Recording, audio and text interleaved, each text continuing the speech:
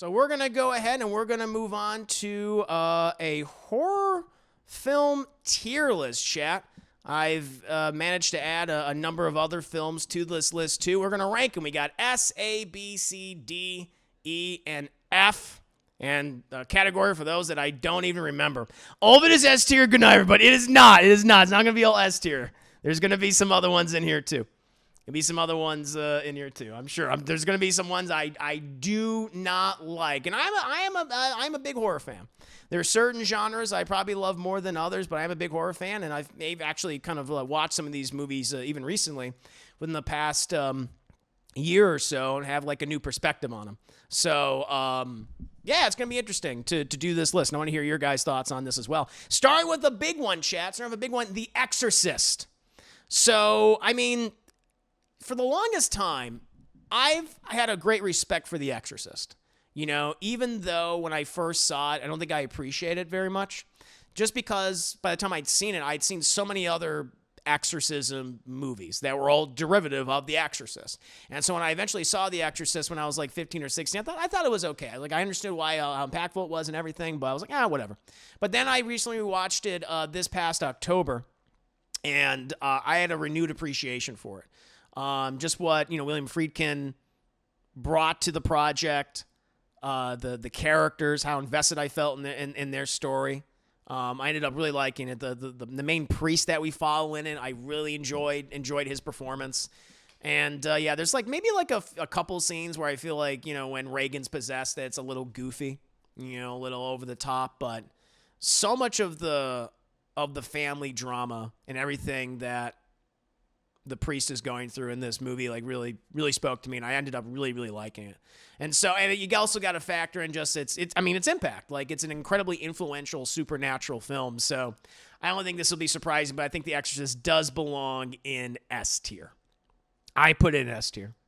And then we get to what is honestly one of my favorite movies of all time, which is John Carpenter's The Thing. Again, this is in my top 5 favorites. It's probably like number 3 or number 2 for me. It's an excellent remake of an already very good classic film. I love, obviously, people remember for its practical effects, its special effects. It's great. But I also really love the human drama. I love how, like, you have all these characters in this isolated environment. In this case, the Outpost 31 in Antarctica. All these, scientists and all these schlubs having to work together, and they encounter this alien organism that's able to assimilate them and emulate their behavior and look seemingly perfectly. And they have to try to figure out who's the thing. And it just has so many great, moments of tension. You have some great performances through. Obviously, Kurt Russell is wonderful in the movie. Wilford Brimley, I just want to come back inside. Just want to come back inside, chat. I'm okay right now. I love him for that. Keith David. A number of other character actors, and there's just iconic moments. The practical effects have aged so well. It's such a goopy movie. It's such a wonderfully goopy movie. So yeah, the Thing for me is another S tier. I think it's above The Exorcist for me personally. I put it right there. The demon was the least interesting part of The Exorcist. Sure. Oh, Kurt Russell, Chad. Oh, he's that good. He's that good, Naya. I love him. He's amazing in the film. He did such a great job. So gotta put that up there. That's one that needs to be there. Let me move this around a little bit. Make sure that this is looking good, and then we'll continue on the rest of our list here. Oh no. Here we go.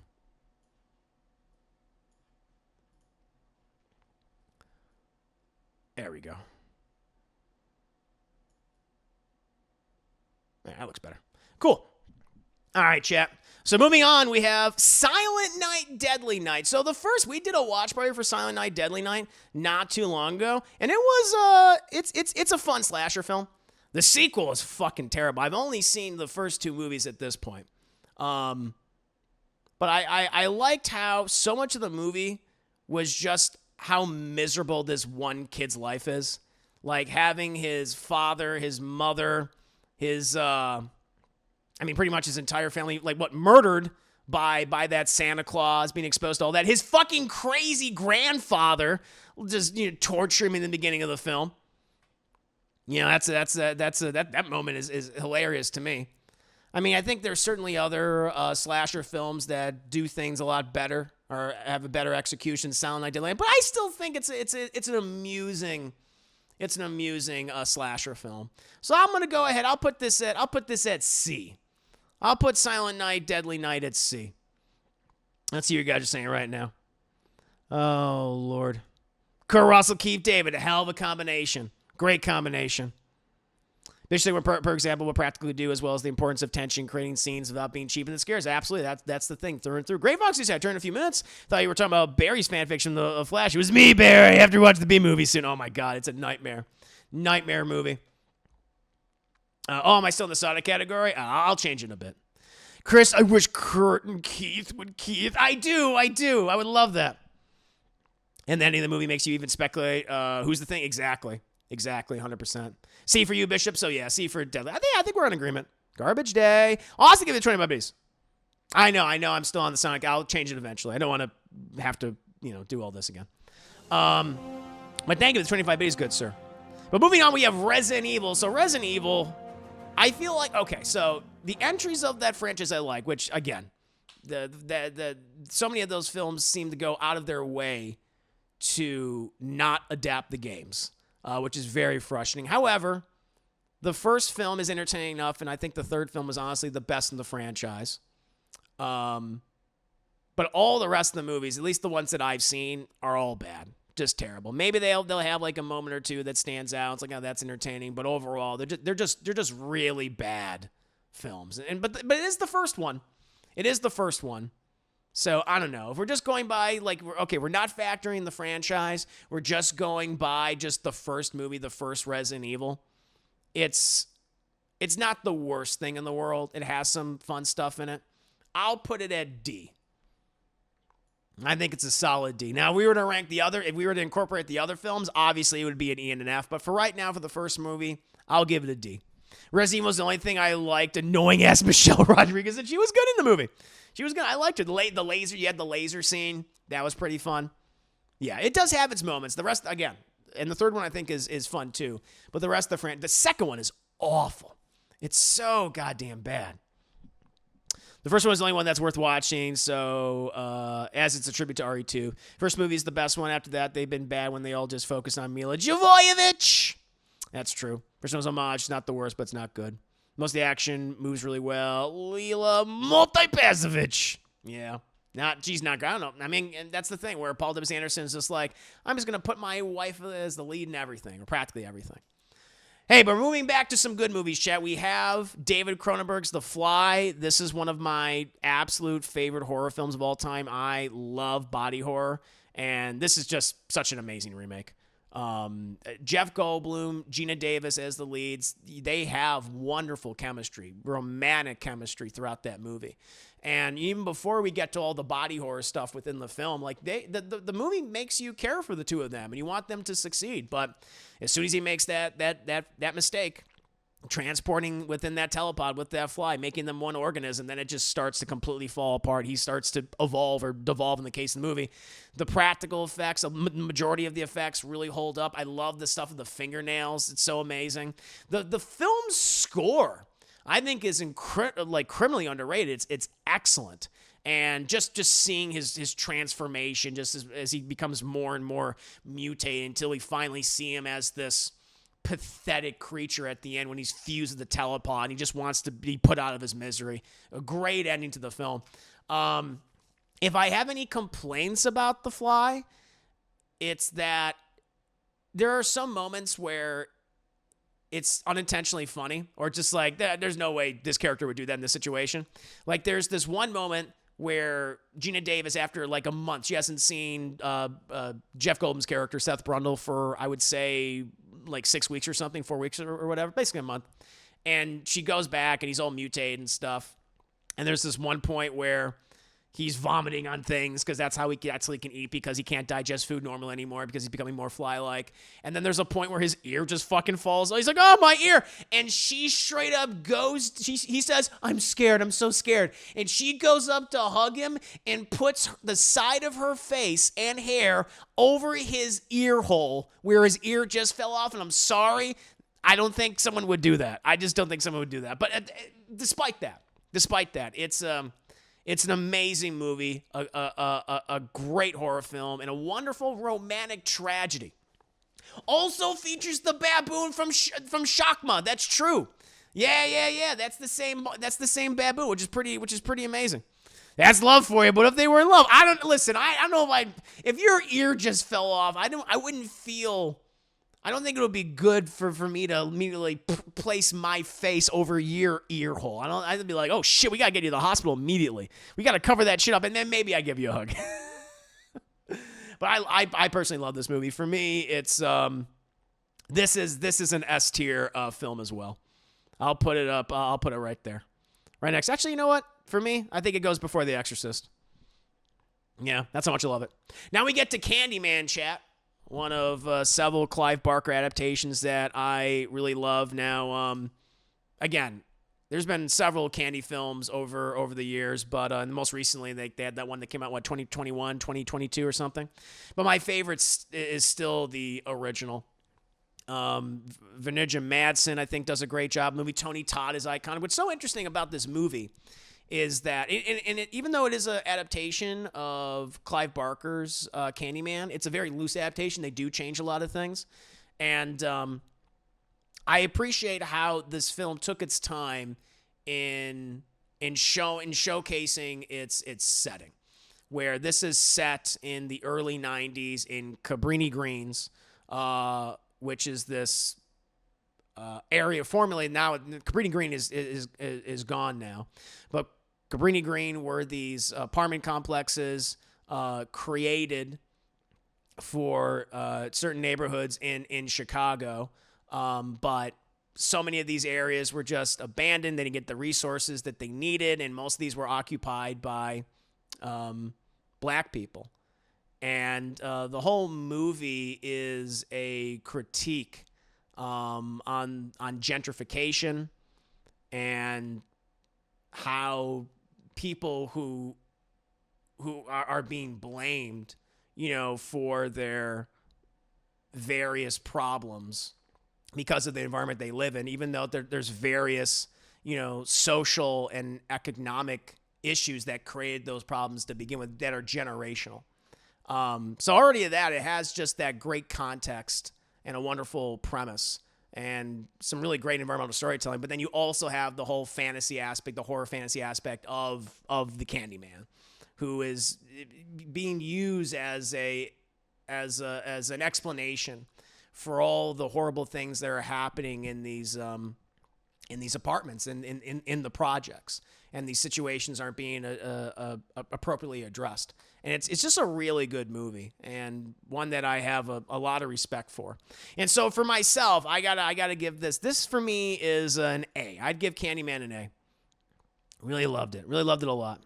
B, and just iconic lines too. I mean, you have Tony Todd. I mean, his voice is perfect. He doesn't show up to like the 40-minute mark, but anytime he does show up, it's impactful. It means something. Like when he first starts interacting with Virginia Madsen, kind of almost hypnotize her in a way, and that's part of it too. It's like he's torturing her, framing her for all the crimes and all the horrible murders and things that he's committing, whether it be actually murdering her best friend or like kidnapping children. I love it. So for me, yeah, Candyman is definitely an A. That boy, I still to this day see Candyman as a twisted romance. Sure, he's just talking to the protagonist like he's trying to seduce her. He tells you, "You don't believe in me. Now I'm here. Be my yeah. Exactly. You mean S tier heaven for me? I'm gonna put it as an A. I'm gonna put it as an A tier. But that's still super high. But yeah, an iconic performance from Tony Todd as well. So good. And then what's this one? I can't even tell what this one is. Camp Blood.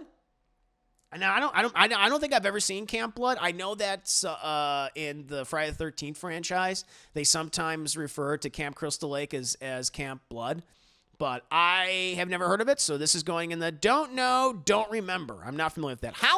Howling is a movie that I haven't seen in quite some time. I remember really enjoying. It's a pretty enjoyable werewolf movie. I wish I had more details about it. It's just been so long, but I did like it quite a bit. So I'm going to put this, I'll put this in C tier. I'll put that in C tier for right now.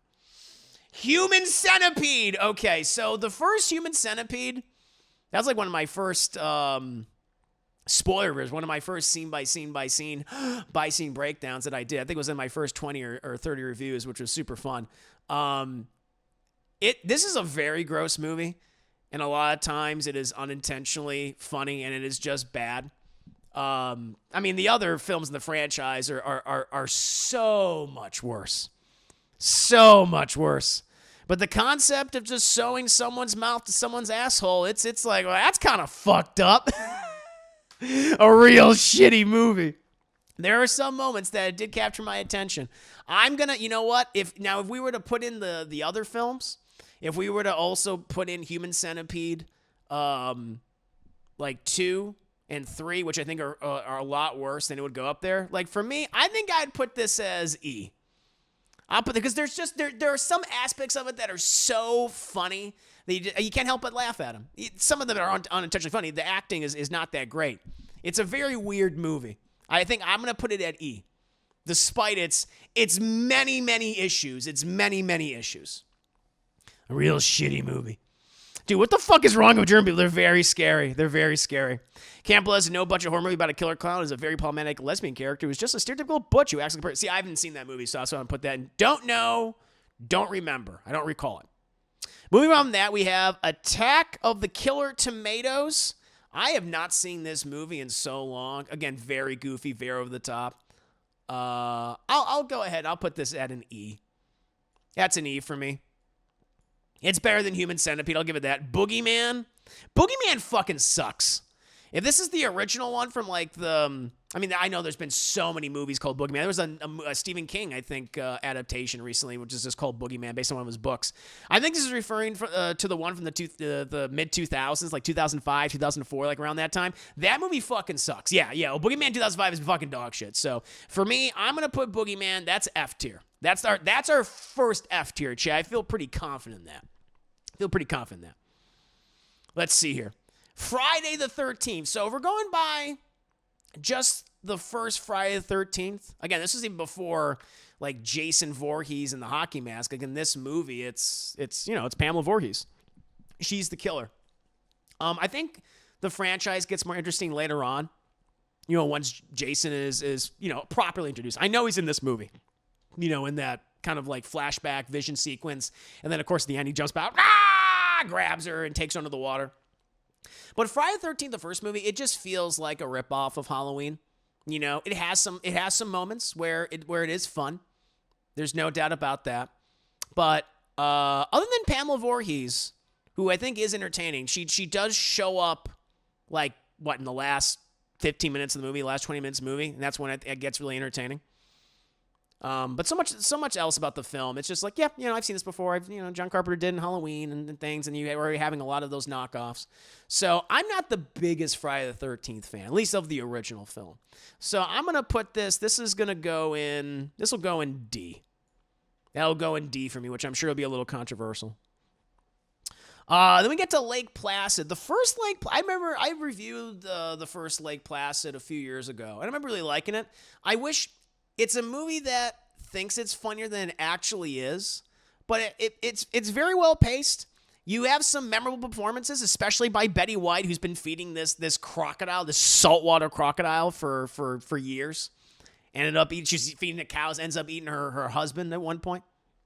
And you got like an interesting cast of people. Like you got Oliver Platt, you got Bill Pullman. Who else is in this movie? You have oh God. Well, of course, Betty White. Yeah, it's pretty impressive. There's some big recognizable faces in this movie, and it's fun. So I'll give this a C. Lake Placid is a C for me. I did enjoy that movie. Then you get to Open Water, another killer shark movie. I remember Open Water being kind of dull, to be perfectly honest. Yeah, it is a very small body count. Only like a couple people die. You're right. Open Water was interesting. I mean, it's terrifying in concept, no doubt about it. But honestly, it's been so long. I haven't seen this movie since the theater, which again, I want to say this movie came out in like the mid 2000s. So it's been a little while for me. So for right now, I think I'll just go with. I'll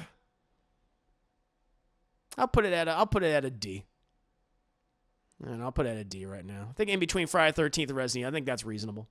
Scanners, another David Cronenberg movie. So Scanners is pretty fun. You have some great performances in it. Michael Ironside, I think, is great, obviously. Some really cool practical effects. One of the greatest kills, certainly of the 80s, that the guy's head explodes. That's pretty goddamn cool. I have an appreciation for Scanners. I'll go, we'll go ahead. We'll put Scanners at A. I think that's reasonable. Daryl McCoy, hard hands. Good to see you, Daryl McCoy. Hope you're doing very well. A pleasure. Mind-blowing stuff indeed. Oh, it's an open water horror film, if I remember correctly. It's more of a survival film. Yeah, more. Creature feature, Oh, Evil Dead. So Evil Dead, the original Evil Dead, is a classic. It's an incredibly influential movie. It's what introduced us to, of course, Sam Raimi and Bruce Campbell. I think we all have our favorite Evil Dead film. I think for a lot of people, their favorite, including myself, is probably Evil Dead 2. But the first Evil Dead might be my second favorite. I really love this movie quite a bit. It's great. And just, introduced us to this really cool world. Gave us one of the greatest screen kings, horror heroes in the genre with Bruce Campbell's Ash Williams. It did a lot. There's some stuff that's dated about it. There's some of the effects, and there's some stop motion and claymation that certainly looks a little wonky. Maybe not all the actors are fantastic. Not bad. Bruce Campbell's definitely the one that stands out the most just because of his exaggerated, features and performance and things. But Evil Dead, it is a classic. For me, I think I would give it the original Evil Dead. I'm going to say is very high A tier. Very high A tier. Those are all films I call horror films. I would too. Evil Dead is an S for goopy body stuff in the end. It gets pretty goopy. I'm going to put it at A. It's a high A. It's a high A for me. When you see where It Follows lands, but for some reason it feels like it doesn't hold up. We'll talk about that in just a bit. We then move on to Terror Tunes. Now, I don't know what Terror Tunes is. I have no idea what that is. So I'm going to put it in don't know, don't remember. Scary movie. Okay, technically it's like a horror comedy, and we're just doing the first scary movie. It's a fun film. The first scary movie I think is pretty fun. It's no Scream, but the first, second, and I'd even throw in the third scary movies are pretty fun. Funny enough, Scream was originally supposed to be called Scary Movie. But I like the first scary movie. We don't really see too many parody films in general. The Scary Movie was one of the most popular franchises, but they killed that shit. I remember when I never saw the fifth one, but the fourth one I remember being really, really bad. But in any case, this is for the first movie. I like the first movie, so I'll put, let's see here. I'll put it at C. That's a nice C. Yeah, the spoof movie. We just don't see those anymore. Wishmaster. Now, it's been so long since I've seen Wishmaster. It's been a hot minute. I honestly don't remember too much about it. I like the design for the genie, the Jinn, or whatever he's called. But I to be honest, there's so little I remember. But I didn't hate it. I remember not hating it, so I'll go ahead and I'll put this at I'll put that right there at D. Wishmaster at D. Everyone's saying it's a solid B. Oh boy, Wishmaster is a solid B. Terror Tunes that David Carradine hanged himself in the news the first couple. Jesus, wow, look at that. Wishmaster starring damn near every big horror icon. Oh really? Yeah, I just don't remember a whole lot about Wishmaster. It's been so long.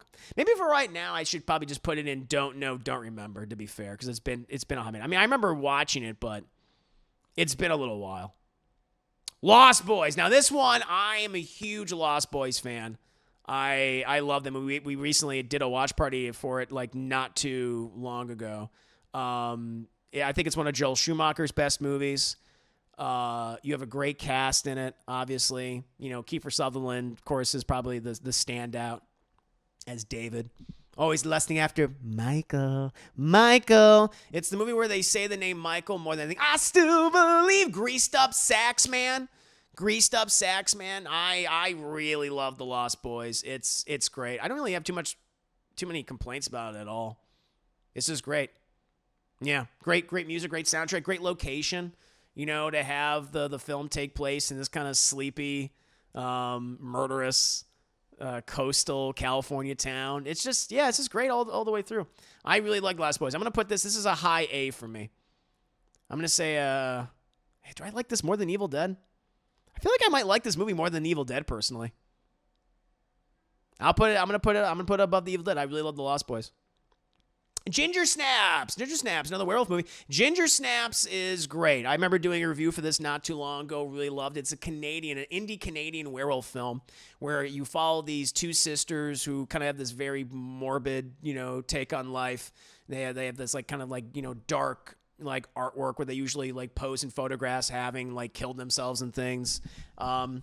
And they're just very close of each other. But eventually, one sister is going through, the oldest sister is Ginger, she's going through puberty. And during that time, she's attacked by a werewolf.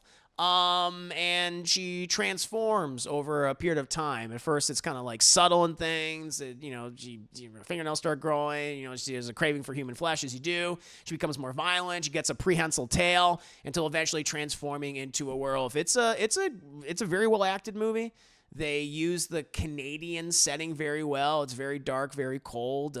It's a really solid werewolf film. One of the best ones of the 21st century, in my opinion. So yeah, this is an A for me. I'm gonna put that an A rank. Feast.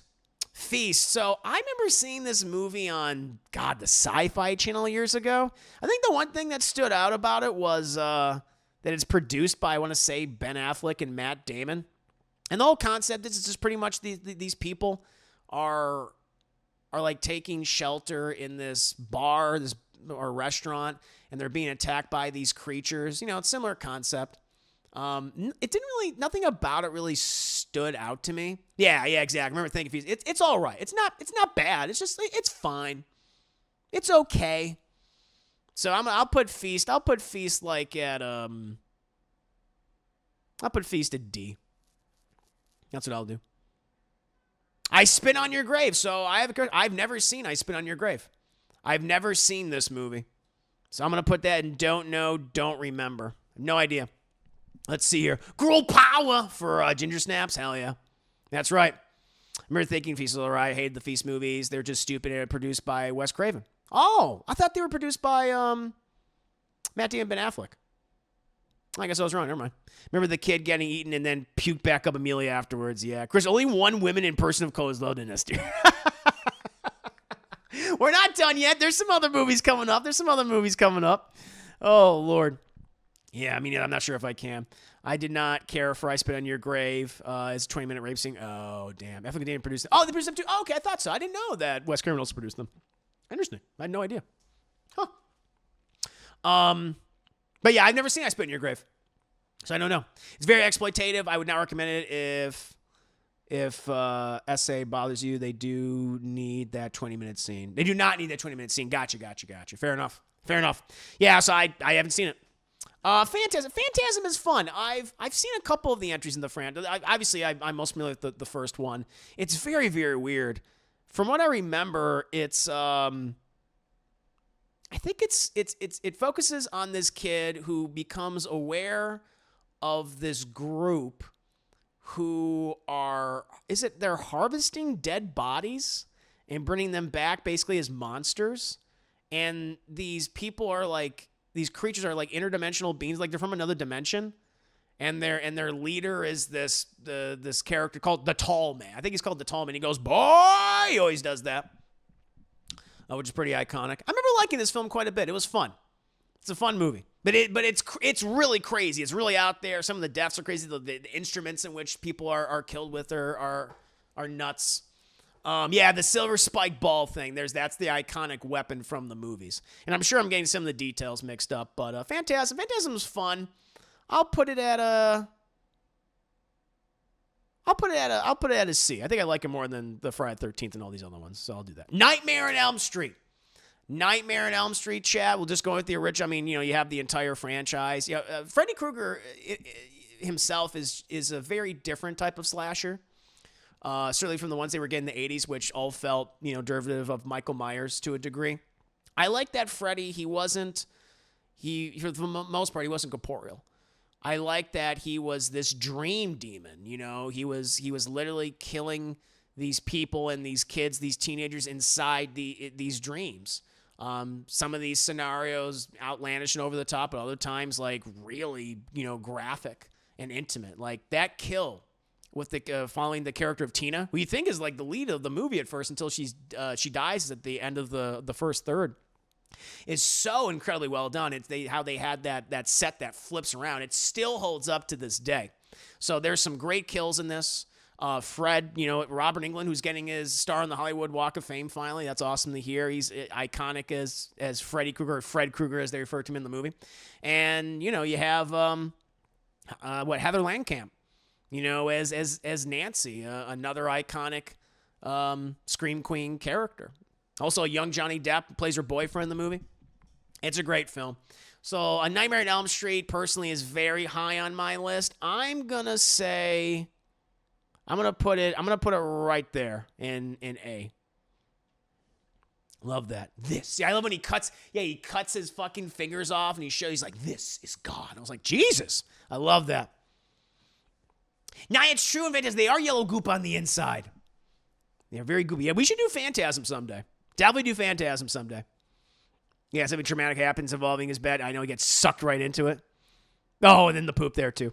I still say Nightmare deserved an Oscar, not for visual effects. Some very impressive stuff in the film. Very good, especially for the time. I'm your boyfriend now, Nancy. And he just looks at the phone. Yeah, really interesting how he can just manifest himself. All right, well, here we go, Chad. We get to Alien. As you guys know, Alien is probably my favorite movie of all time. It's, if it's not my number one, it's like in my top 5, easily in my top 3. Again, what Ridley Scott did with this movie and the incredible writers that worked on this film, from Dan O'Bannon to everybody else, just imagining this world, this future, this dystopian future where everything wasn't clean and it had white walls and holograms and everything. It was a dirty utilitarian future. Everything had big dumb buttons. All these formerly white walls are all covered in moisture. They're all covered in this yellow just goop at this point because everyone's smoking cigarettes in the future, and it's just staining all the walls, all these yellow stains. I just love the aesthetic of the first Alien is perfect for me. It's great, and I love the overall premise. It's just brilliant, where it's not a bunch of scientists, it's not a bunch of military guys, coming upon this creature. It's a bunch of blue-collar workers. It's truckers in space, and they're just doing a routine job, but their flight's interrupted, and they have to go investigate this distress signal, and one of them comes upon what they think is an egg, and it opens, and it attaches the guy, and chaos ensues. The alien, the xenomorph, is... it's one of the most iconic movie monsters of all time. The design is just perfect. It is a perfect specimen, as Ash says in the film. I admire its purity, and I really do admire the purity of this movie and the commitment to its world and the characters. And it also gave us one of the greatest heroes in horror and in science fiction, which is Ellen Ripley, played by Sigourney Weaver. She did such an amazing job. Yeah, and the xenomorph is a dickhead. He's a nasty son of a bitch. There's so many amazing shots where it's just like hanging there. You don't even see it. When you're following Harry Dean Stanton's character as he's trying to look for Jonesy, and that thing you see it uncurl behind him, and he's just in shock when he sees them, and it just grabs him and it carries him off. It's just incredible. Zero fat on this film. Agreed, Ace Rock. It's very well paced. All the characters feel real. I love how natural the conversations are. And no one's like super Hollywood pretty in this. They all look like real people. And I really love that. If I have any complaints about this movie, there's one scene where after it's revealed that Ian Holmes' character of Ash is a robot, where he gets his head knocked off, and they're like trying to set up like his head on the table. It is clearly a paper mache head. And it's like, and then they do that like quick cut. And it's like, well, that's not the same head that you were just messing with. Like, other than that, the rest of the movie's amazing. This is, again, probably my favorite horror film of all time. It's probably my favorite movie of all time. Alien for me, Chad, this is S tier. That's going to be a hard one to beat for me. Very hard one to beat. Oh, Lord. Yeah, zero fat. Just so good. Oh, and then Jerry Goldsmith. Jerry Goldsmith, who did the score for that movie. Amazing. I love the music to Alien. So great. Luke, what's the video so far? Boogeyman is your only F tier. I didn't know this, but apparently Eric Kripke is the one who wrote that string. Really? I didn't know that. Wow. Look at that. Humble beginnings. The jazz hand, see what he's doing this? I don't mind that so much, but the paper mache head was a little rough for me. A slasher in space without the stupid aspects of a slash movie. Yeah, I mean, because these characters, you like them. You know, they're interesting. They feel real. Now, the edges of it as a movie, yeah, 100%. Here's your fact. Lambert is listed on the character to be. I saw, yeah, I've seen that. It's pretty interesting. Yeah. But yeah, Alien for me, number one. Beware the Blob. I don't think I've seen this movie. I've seen, like, the original Blob. But I don't know if this is a sequel. Is that what the original Blob was called? Beware the Blob? I actually don't know. Let me look that up really quickly. Beware the Blob.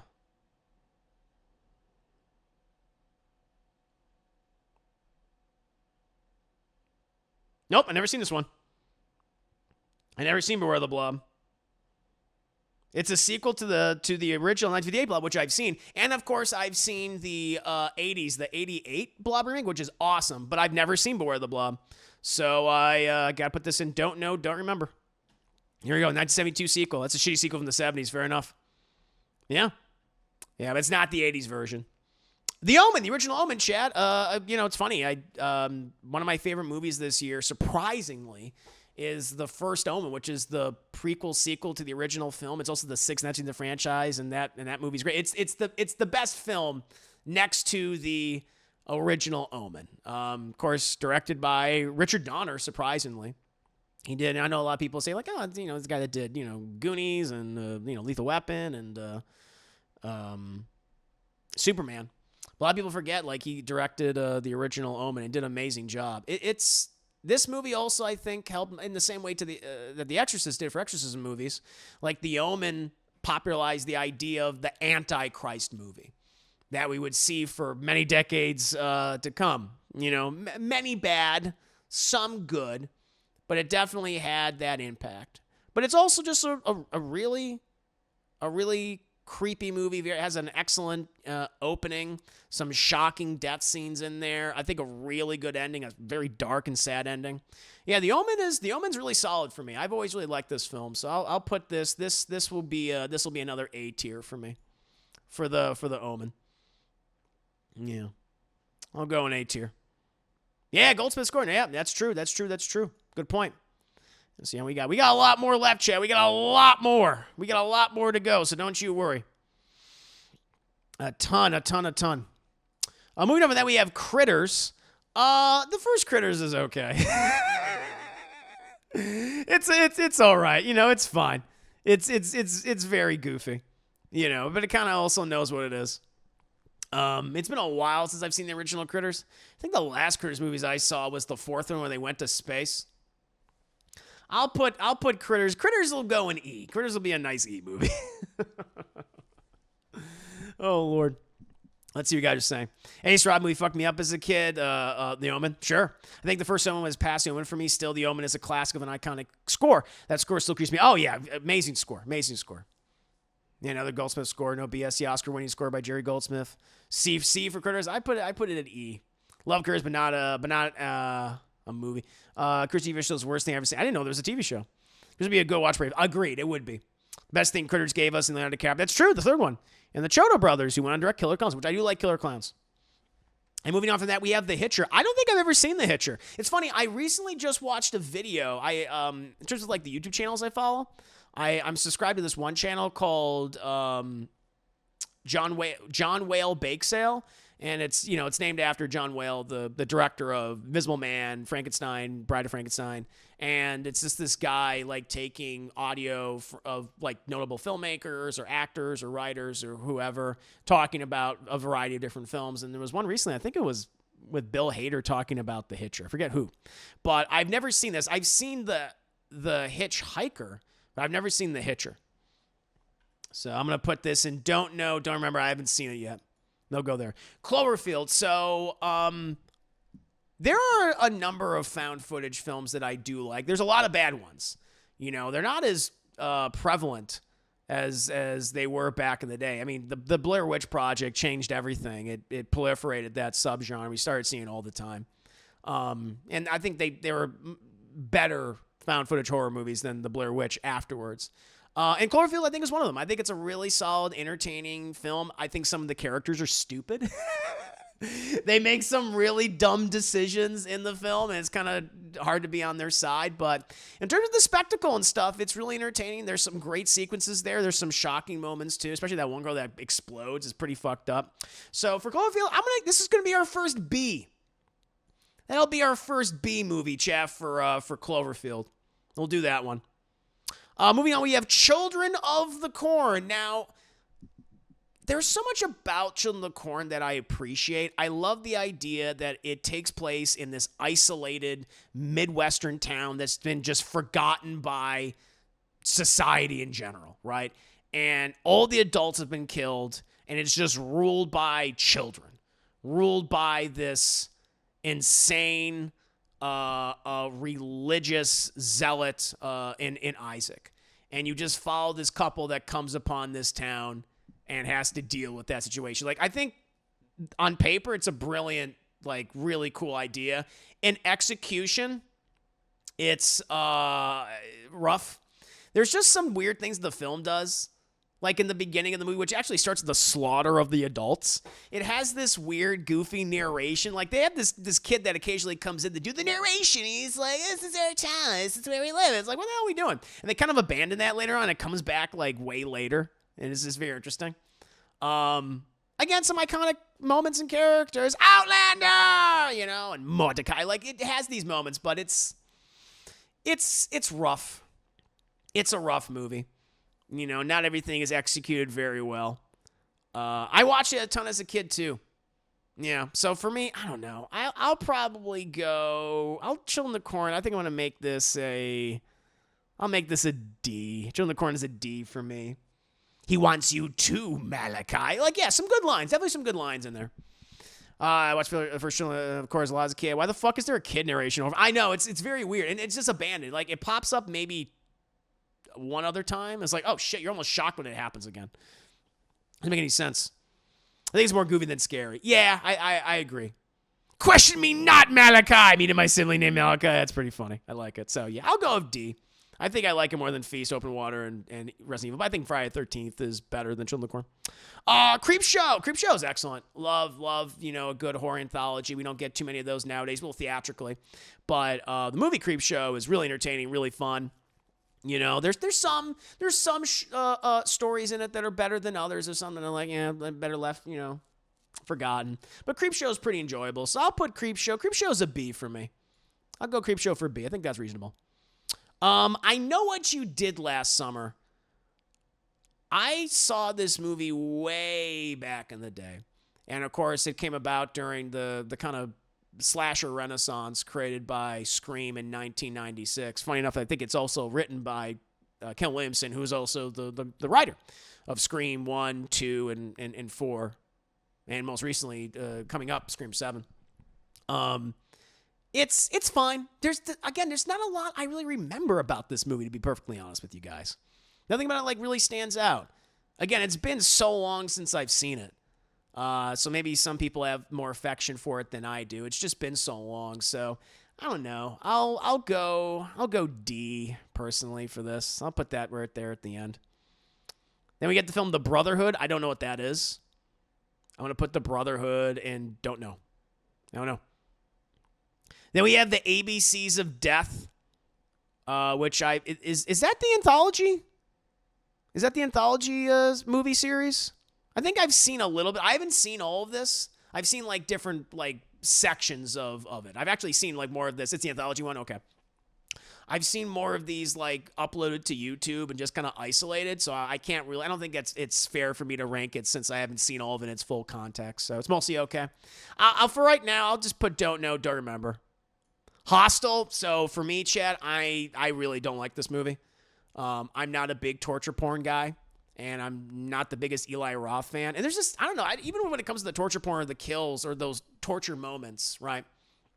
Some of it just looks so goofy and out of place.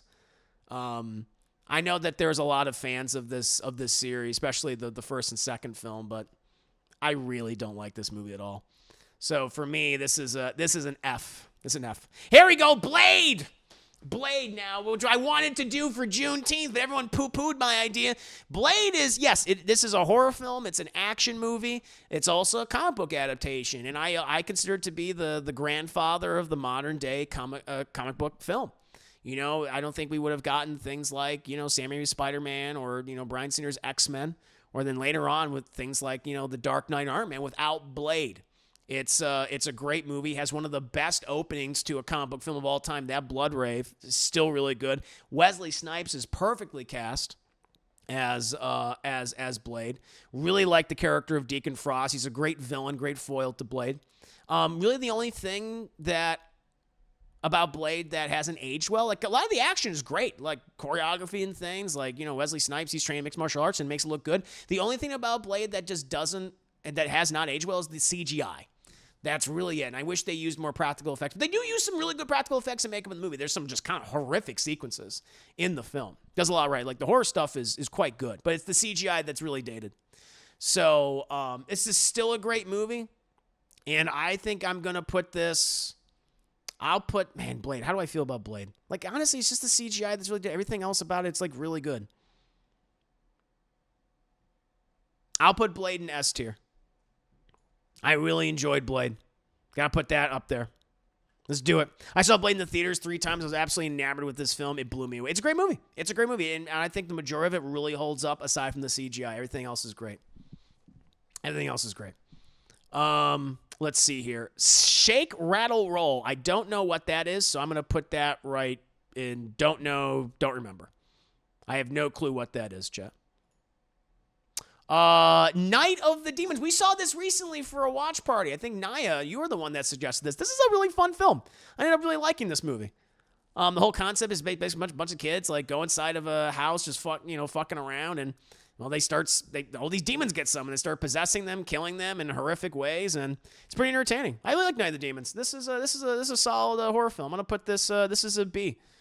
I'll put this right there. It's a nice B right there. The Amityville horror, chat. That's another classic. When you think of like the best haunted house movies, one of the best ones I would say is the Amityville horror. I really like this movie quite a bit. You know, based quote unquote on a true story, inspired by a true story and events, and you know it helped popularize that specific subgenre. I think for a lot of people, and it does a lot of original things in it too. So Amityville horror, I think, is also pretty goddamn good. I'll put that up there. That'll go low A. I'll go low A for the Amityville horror. Like that. It's also the first movie. That's true. Yeah, it's true. Night of the Demons, the first movie where the black guy survives. I was like, holy shit. And he does everything he can to live. When he jumps through that goddamn window. Hilarious. Absolutely hilarious. But moving on from that, we have Cabin Fever. Another Eli Roth film. A lot of people would argue this is probably his best movie. I think it's fine. I think it's okay. It has been quite some time since. It does have Ryder Strong in it. It does have, Sean from Boy Meets World, which does help. But I don't know. I think it's okay. I'll put this Cabin Fever. You're slightly better than Human Centipede. They're kind of a match made in heaven. Evil Bond. So I have not watched the Evil Bond. I'm obligated to do reviews for them. I think Nia Brownie was the one that suggested it. So, but I've not yet seen Evil Bond, so that'll go right here. Don't know, don't remember. Anaconda. So Anaconda, again, it's one of those movies where it's very dumb, but it's very fun.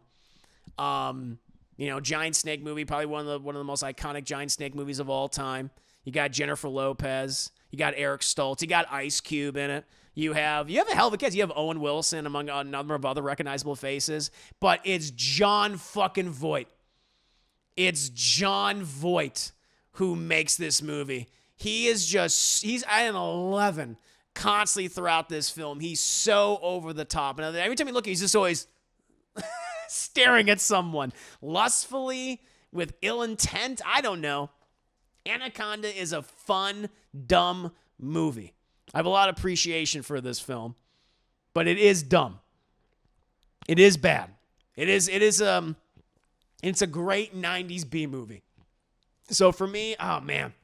I know of his fake ass accent. His fake ass, no way, like Argentinian accent. Where is he from? Or is he from Uruguay? Uruguayan accent?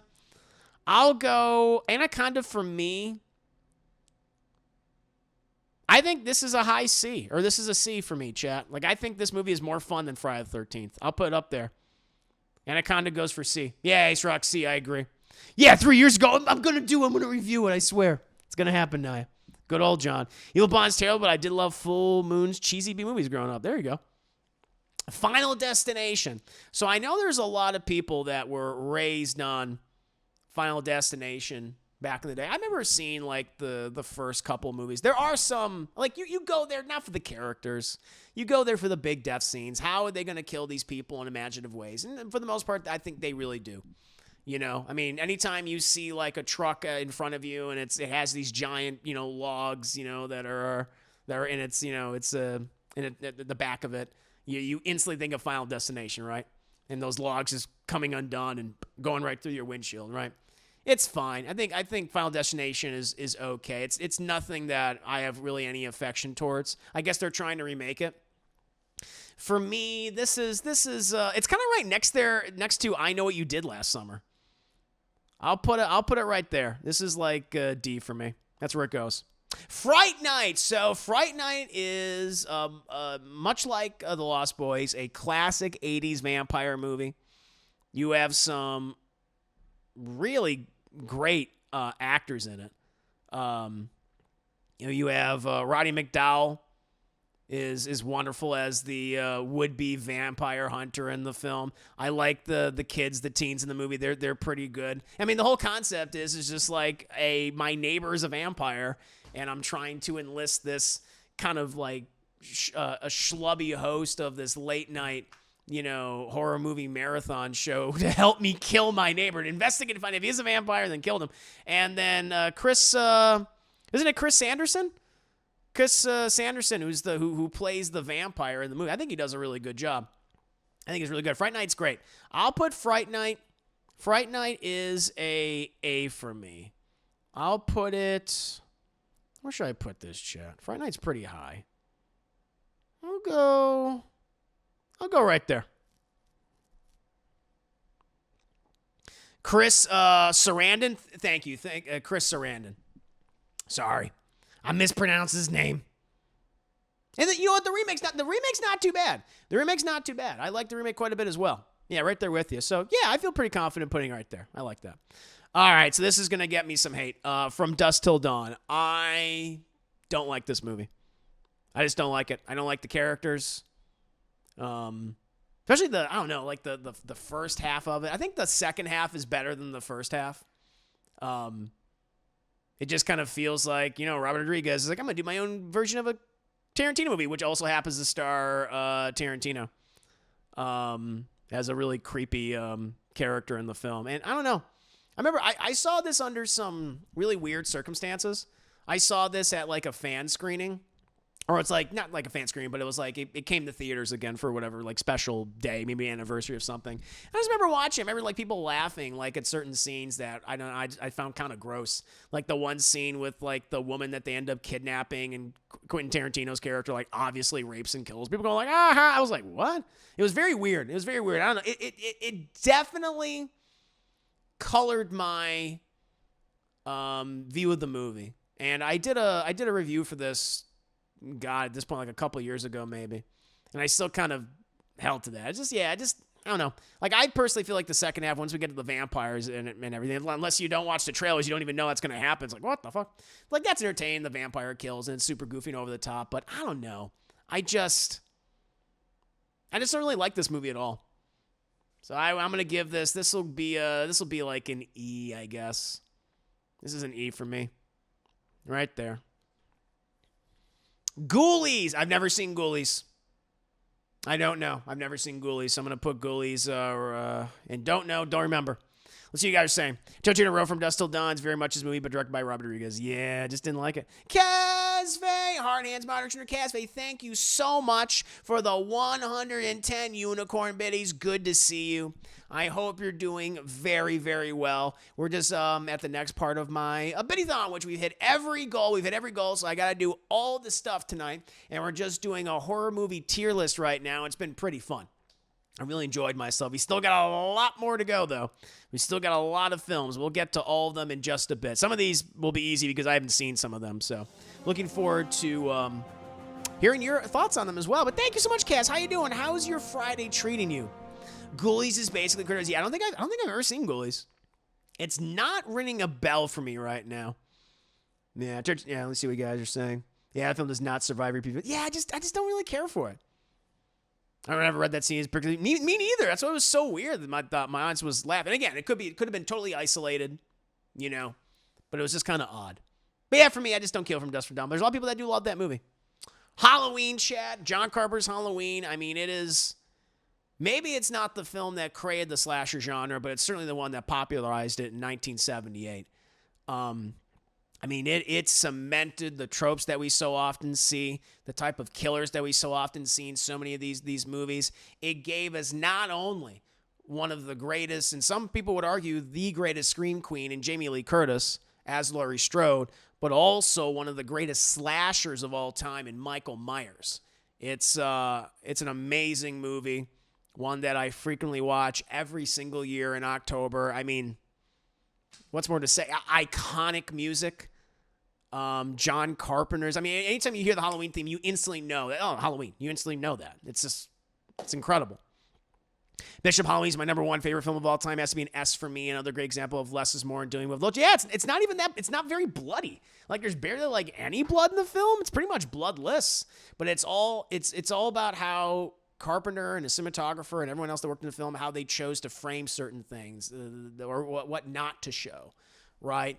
The cinematography in the movie is very good. The lighting's absolutely impeccable, and you have, again, some characters that really stand out in Laurie Strode and Michael Myers. I mean, it birthed this franchise and other franchises that were obviously influenced by it for decades to come, still to this day. We're still getting Halloween movies. So for Halloween, I'm going to put, this is very high for me. Halloween is going S tier, and I'm going to put this right there. Right in S tier, Chad. Halloween's got to go S tier. Vaughn, yes, I don't like Dusk Till Dawn. I'm just not a big fan. Yeah, Friday the 13th want to be Halloween. So exactly. That's why I ranked Friday the 13th so low, because it's not really doing anything that interesting outside of like Pamela Voorhees at the end, which she's fun. And it's a very easy movie to watch. It's a very easy and fun movie to watch, but it's like, when you compare it to Halloween, it's like, come on. Yeah, agreed. Let's see here. Ghoulies is Fruity Oats compared to Critters being Fruit Circles to Gremlins, which is Fruit Loops. Fair enough. So yeah, Halloween's high on that list. Use of live shadow in that movie should be studied. The scene where his mask comes out from the darkness behind Laurie's face. Yeah, agree. Oh yeah, amazing. Yeah, the shape. Perfect way to show Michael as the shape. You're right. Good point. Well, yeah, Halloween deserves its accolades and its praise. Tremors is a really fun B monster movie. One of the best B monster movies from the 90s. Kevin Bacon is great. I love Michael Gross is wonderful in the film, who became kind of like the face of the franchise. Other than the Graboids themselves, of course, we would see the Graboids in all different sorts of forms in the later sequels. But the Graboids, these giant sandworms, just voring people throughout the entire movie. It's very funny. It's very much a horror comedy, more and more horror at times. But it's got I also like that where it takes place in the middle of the desert in the American Southwest. This little town that's barely getting by. I mean, a population of a couple dozen, but because of where they live, they're so isolated and they can't get any help, as these creatures, as these prehistoric monsters, basically, are preying on them. It's a really fun film, and one I think we should do for a watch party sometime. So yeah, I'm a big fan of Tremors. Tremors is really solid. I'm going to put Tremors that's the, Tremors crawled so quiet, please could quietly run. Agreed. I'm going to put Tremors at B. That's the highest of B's for Tremors. Really good movie. Hellraiser. Oh, man, I love Hellraiser, especially this and the sequel as well. This is probably my favorite Clive Barker adaptation. It's also directed by Clive Barker. You have, I mean, the Cenobites themselves are just so iconic. Not really villains. Angels of some, demons of the others, but they're not really villains. I like the fact you can negotiate with these interdimensional beings that reside in the Hell dimension. How you come upon them is at your own risk. You find the Lamin configuration. You find the box because you want to immerse yourself in life's greatest pains and pleasures, right? As Frank Cotton does in the film, who's actually the true villain, him and his lover in the film. But then you also have a great character in Kirsty Cotton, who's a really solid Scream Queen as well. Scream Queen character. Julia, thank you. I was thinking, what? Not Judith. I was like Julia. Yeah, Julia and Frank Cotton. What a dynamic duo they are. Yeah, and then it's gross. I mean, there's some wonderful practical effects in the movie as well. There's the one thing where, because throughout the entire film, Frank Cotton, he needs bodies. He needs, humans to absorb their essence and juices and meat so he can form himself again because he's been trapped in the Hell dimension. He's just so weak and stuff. And Julia, she just gets all these guys, pretty much catfishes them. Now that's the worst catfish possible.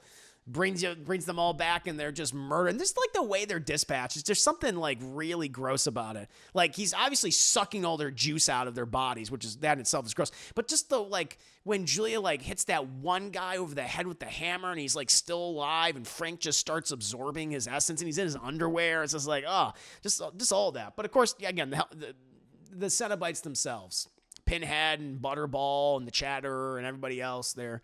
It's just a really interesting, cool look. All the BDSM in there too. I'm a big fan of Hellraiser. Really, my biggest criticism of the first movie is the ending doesn't really make a lot of sense. For whatever reason, the Cenobites are like, yeah, fuck you, we're going back on our deal. We're just here to kill you, which just felt like a studio note. Even though the Cenobites, I like that you can negotiate with them and have a conversation for them. And we see that, I think, executed even better in the sequel, where they actually protect Kirsty and her friend who are trying to escape the Hell dimension from Dr. Chenard. But in any case, the first Hellraiser is great, and for me, this is a very high A, very high A. I'm gonna say it's right there for me. Love this movie. Hellraiser is super fascinating. It really is. Yeah, it's because it's a huge world you can explore. Because of the Lamin configuration, it doesn't just access the Hell dimension. It accesses all these other dimensions too, which is I want to see what all these other dimensions could look like. Which I feel like that's what they should have done with the sequels, but they're like, nah, just do more of the same. Just bring back the Cenobites. The Cenobites were done by the end of 2. You didn't need to go back. But yeah, Hellraiser is great. Really, really love it. It's rising down S for you. I just, for right now, how I'm feeling, I feel pretty confident giving a high A. A ain't nothing, to brush off. A's very high. A's very high praise, It's not hands that call us, but desire. Oh, I love the lines. Some great dialogue in the film.